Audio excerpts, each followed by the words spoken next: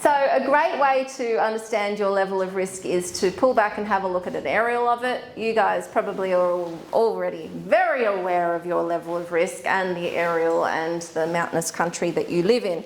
But can you guys tell me what sticks out most about that aerial photo in terms of a potential bushfire in the area? There's a lot of trees. There's a lot of trees. Perfect. Okay, so you are here, Bell, Dargan, Clarence, and then obviously Lithgow is that sort of more green built up area down to the west. So you have vegetation to the north, to the west, to the south and to the east. And not a lot of roads in and out. No. Perfect. So you've got one road in, one road out scenarios. So you've got Bell's line of road. Where's the causeway? Is that the causeway? Darling Causeway?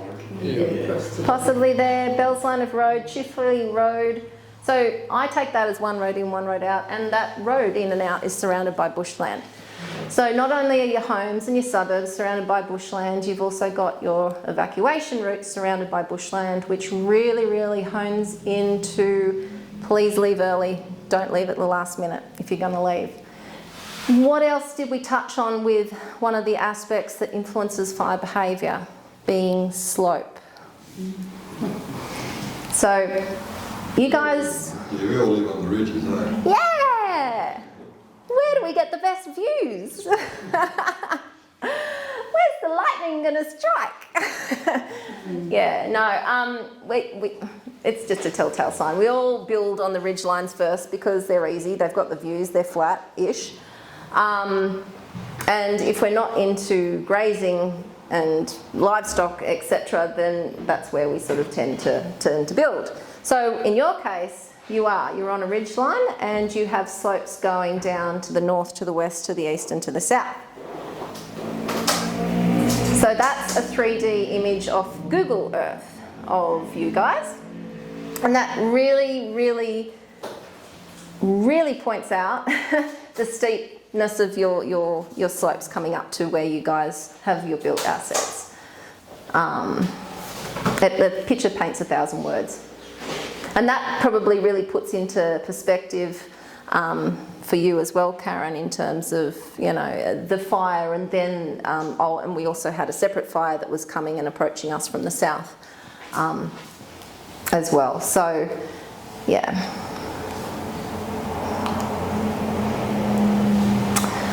Okay, so also in understanding your level of risk, ask yourself, is your insurance adequate and up to date?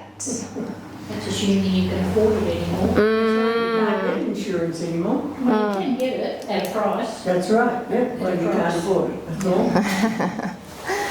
Yeah, it is pretty exy. You know, but if you don't have it, then, and you're living in a high risk area, then you're sort of rolling that dice, aren't you? And I hate paying money to people. I hate paying money to insurers. I hate paying money just for the in case moment, because you get a lot of it with private health and vehicle insurance and home and contents, and it all adds up. Completely get it. But yeah, it's just about knowing, okay, well, kind of have to do that. If I want to live here and I want to come back to my home and I want to be able to continue living here if something was to happen, then insurance is the key. So are you properly and appropriately covered for home and contents? Do you have coverage maybe for motor vehicle damage that's been damaged during bushfire or impact during a bushfire? And then also thinking about the rebuild costs. The document I was talking about before, planning for bushfire protection, if you're in a bushfire prone environment, which you will be, most of this will come out as, what colour is it now? I think it's red, which says you're in a bushfire prone environment, and that then clicks on the legislation to say if you're rebuilding or if you're putting on an alteration addition to a home, then you need to build to certain levels of construction. And those levels of construction could be more toughened glass, it could be using non-combustible materials as opposed to timber, it could be using hardwood timber as opposed to softwood timber. And we all know now, after COVID, how much the price of rebuilding or building in general has increased.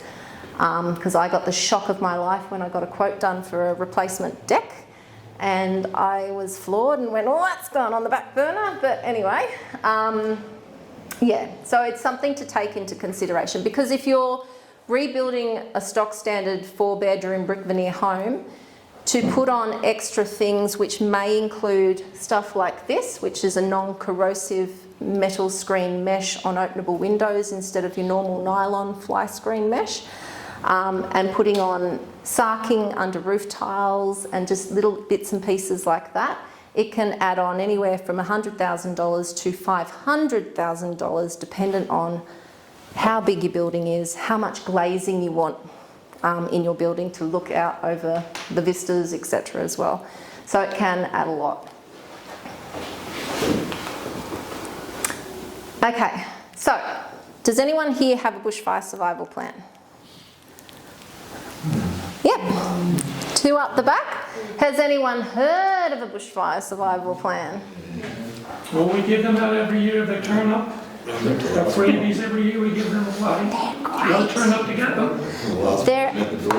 They're a typical government style document, but they've done it's in an envelope.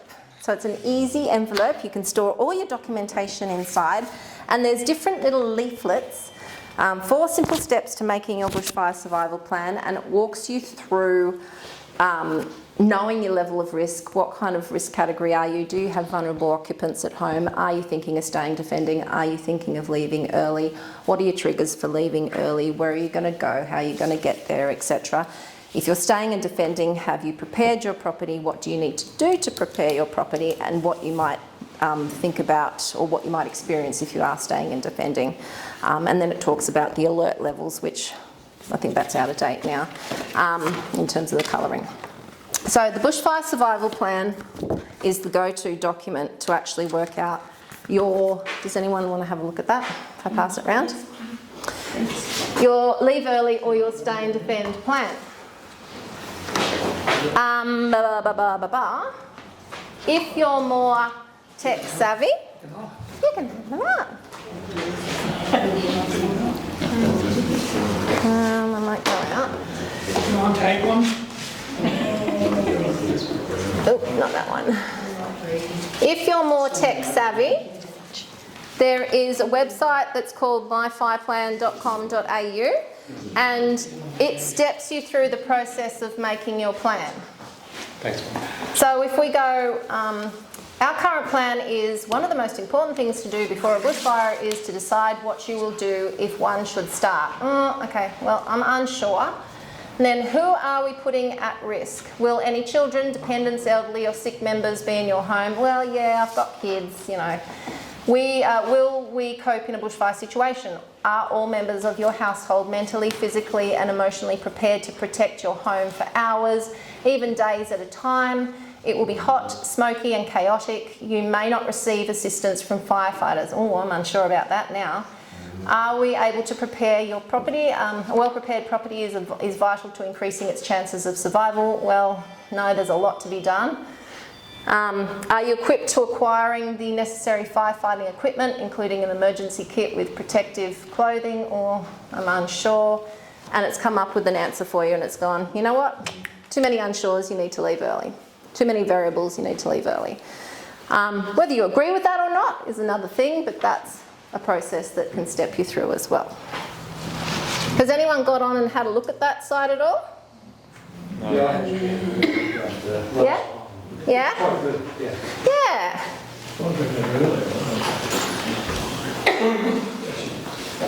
One of the other things that you need to remember to do at the site statement is you cannot guarantee a fire truck. You know, they will be deployed everywhere, and there's just not enough fire trucks to sit one outside of everybody's house.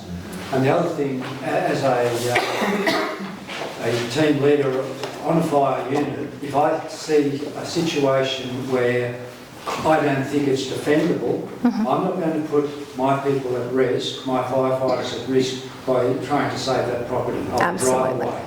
Because it's not worth losing a volunteer firefighter's life to save a house. So if your house doesn't look presentable, I'm sorry, I'm going to have to drive away. And Kevin, Absolutely. I've actually always lived here under the assumption not just that there's no guarantee of a fire truck, I've actually always assumed that there will definitely not be one, because when all hell breaks loose and it's about saving lives, they're not able to be there. Yeah. Yeah. And like Kevin, they may be off protecting their own, property as well at that stage too, which leads them down. So, yeah, I mean, when you think about it, when a fire does kick off, it's a lot of organising to get a lot of resources in the one spot at the one time. So as much as, you can pull, the RFS can set up big incident management teams and pull resources here, there or wherever, they're not there instantly. They still will take a number of hours to get to that location, or maybe even a day or two, depending on where they're pulling them from and where they're coming from. Exactly. Exactly. In 2019, the whole state was on fire. Yep. So they were pulled from absolute pillar to post. And I know because I didn't see my family over Christmas for a long time during that. So it's quite horrific. So what does leaving early mean? Does it mean leaving when a fire, can everybody see that, is in these locations where the red crosses are for you guys?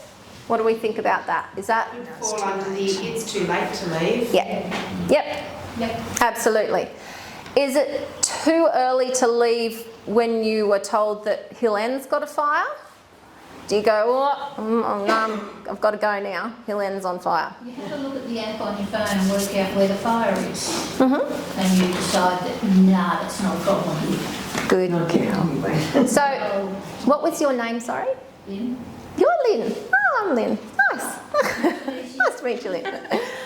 What's the app that you're referring to for the group? It was called Fires Near Me. It's now called Incidents or something like that. Hazards. Hazards. Yeah.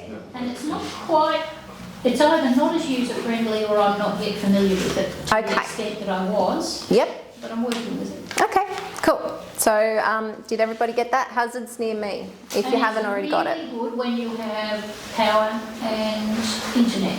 And when they go out, which happens here, it's a whole other set of decisions. Exactly. Yep. You can only use the tools that you're given when they're working, and then beyond that, you've got to make your own decisions. And whether that's by word of mouth or talking to the local community, talking to your neighbour, ringing somebody up on an old dial phone if you have that, or that won't even work. Bloody NBN. No, that's true. Okay, so we're all in agreement that that's too late to leave. Primary reason being the fact that a fire in any one of those locations can make a quick travel. It might not be as convinced as Kevin's fire. Yeah, exactly.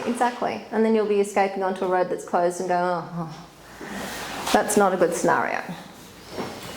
Okay, so in that scenario as well, this is why we're saying it's really important, as much as you want to leave early as well, and that is your plan, and we're going to leave early. If a fire did kick off from a dry lightning storm or anything like that in any of those locations, suddenly your leave early route is probably Cactus, because I would assume most of you would try and leave maybe to Lithgow area because it's a shorter distance. Of driving through vegetation as opposed to going down the Darling Causeway or Bell's Line of Road in particular. So consider leaving early when, as we spoke about before, when it's a catastrophic fire danger rating day, because that's when all bets are off. It's an extreme fire danger rating and your home is not designed and constructed to withstand fire. You're physically and mentally not prepared. You have vulnerable occupants at home. So children, disabled, elderly people, and your property is not well prepared and defendable.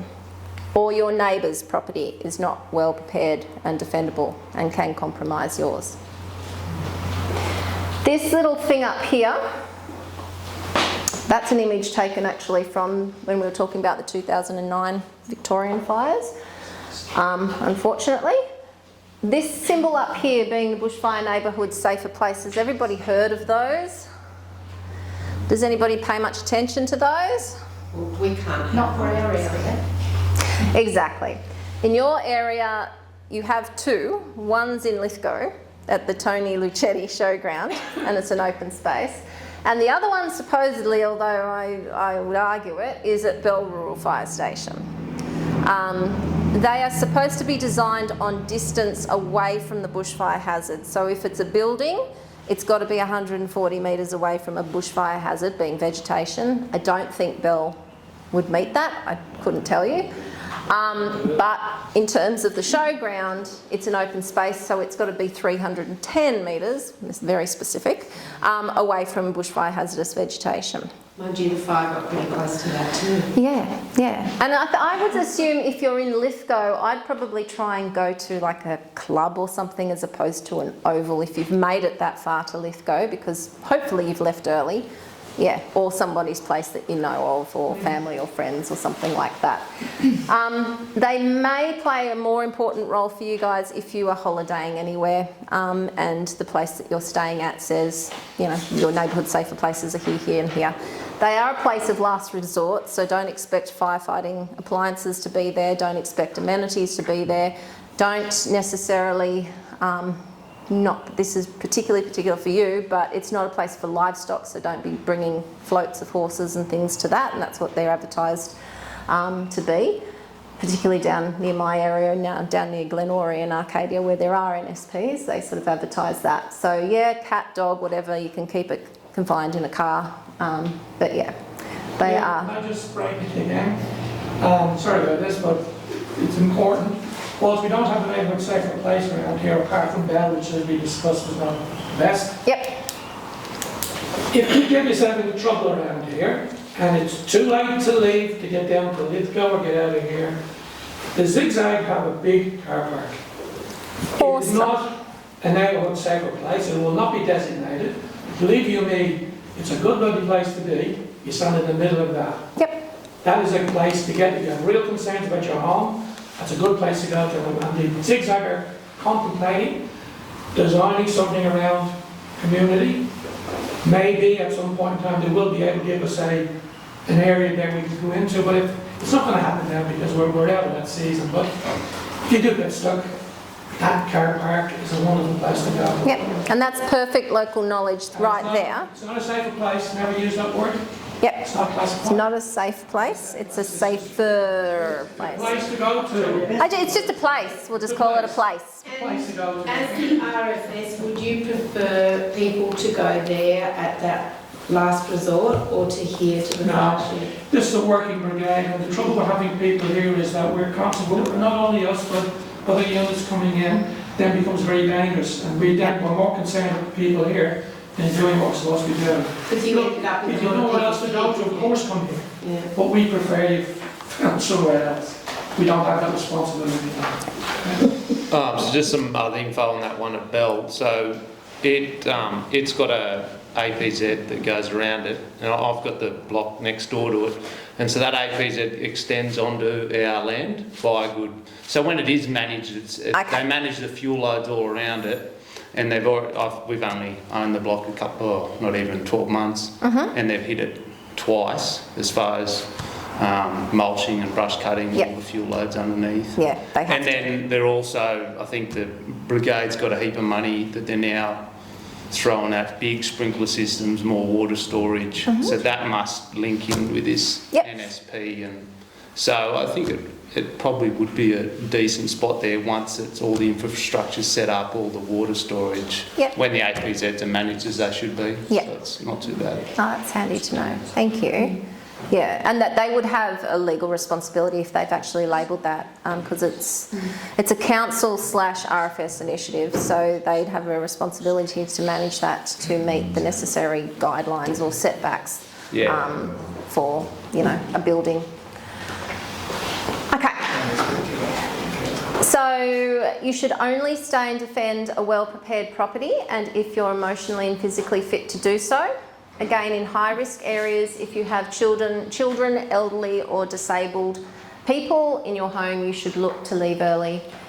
And also look at the vulnerability of your home as a result of the state of the adjoining property, either next to you or across the road as well.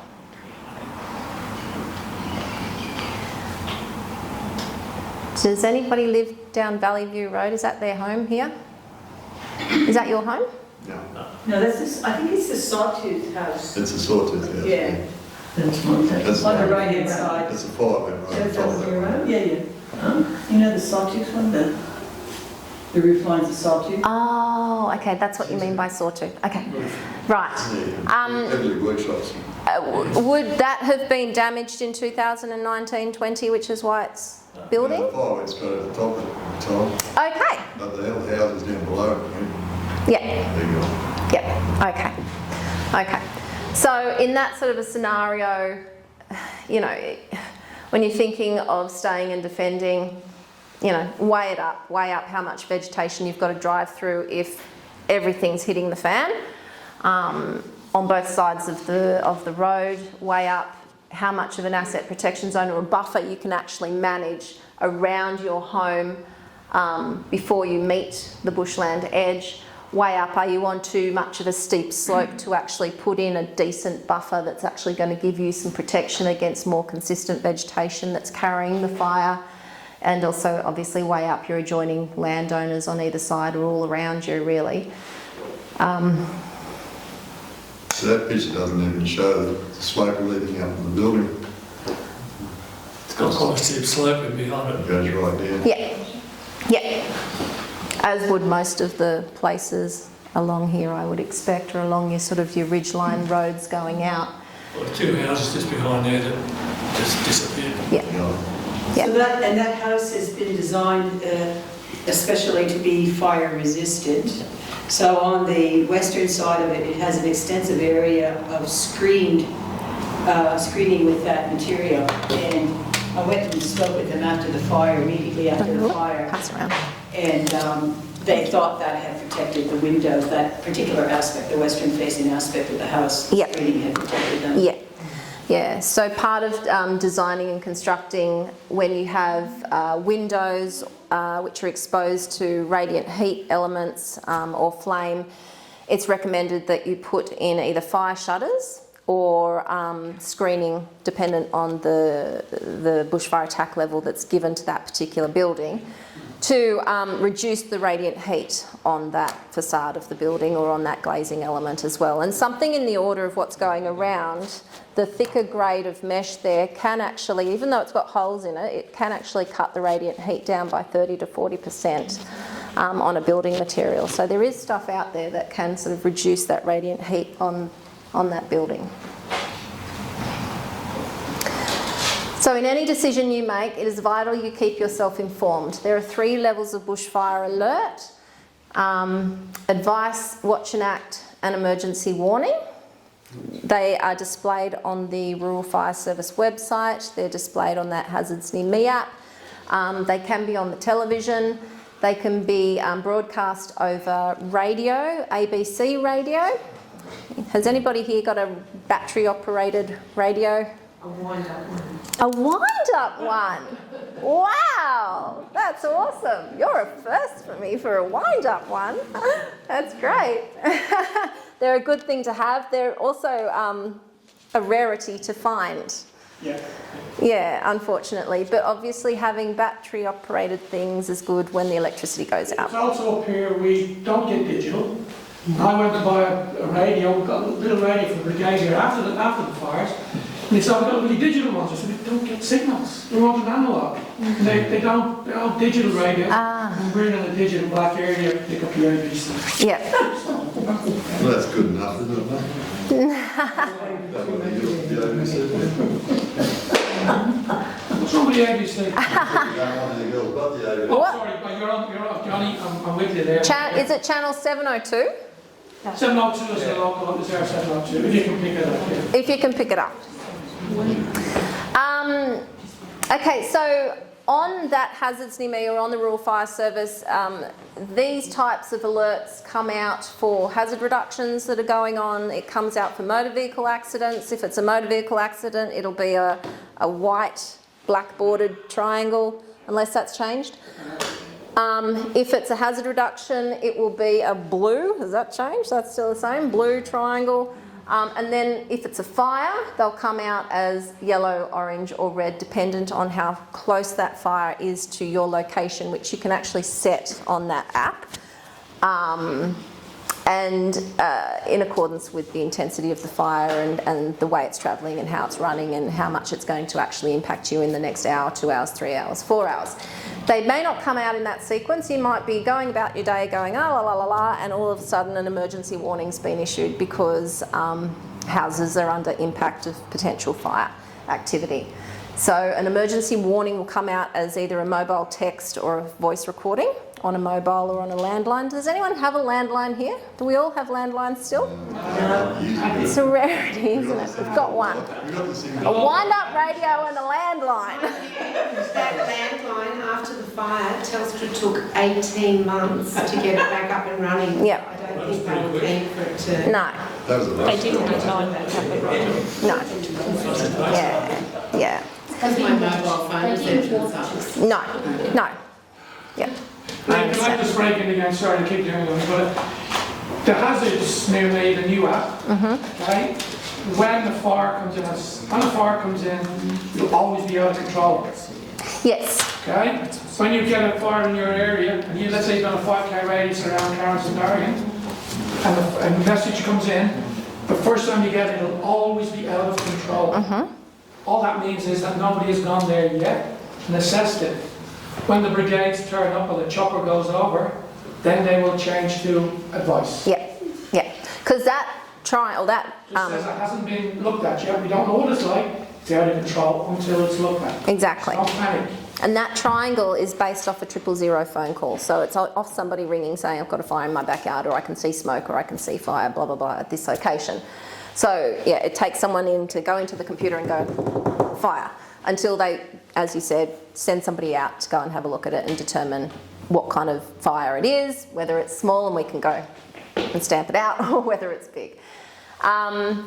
With emergency warnings as well, just a bit of trivia, a bit of background behind them. When incident management teams are formed, basically they'll have a sit-down meeting when they think a fire is going to impact on a village area or a street area or a few properties, and it'll be between the Commissioner of the Rural Fire Service and the Incident Controller and a number of other people within that incident management teams, and basically they'll have a hook-up phone conversation to say, I need an emergency warning issued for this location, and they hit the red buzzer, and that's what happens basically and how it goes out. So in any kind of warning or any alert level that you get, there's always human intervention in it. So it may take a couple of seconds, a couple of minutes or a couple of whatevers to actually be enacted.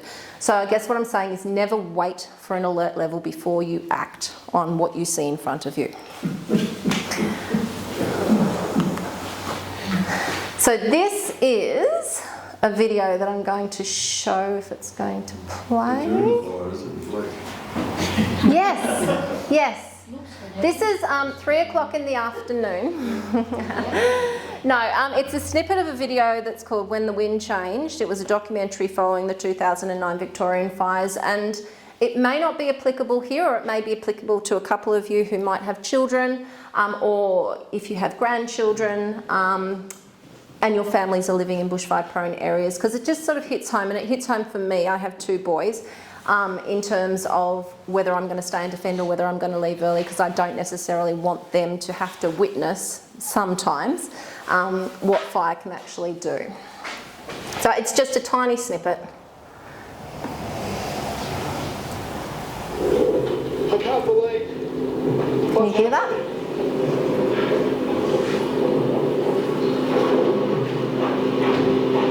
Believe it or not, the goddamn Volkswagen made it. The Volkswagen's made it. And then he's out goddamn their front door. Here's our building supply shed. And for goodness sake, here's the only thing that matters. Get goddamn here. Dogs, there's a heap in the back. And I was there, and Ron's there. very much and we've got there like it. We're all okay and we're going to be okay.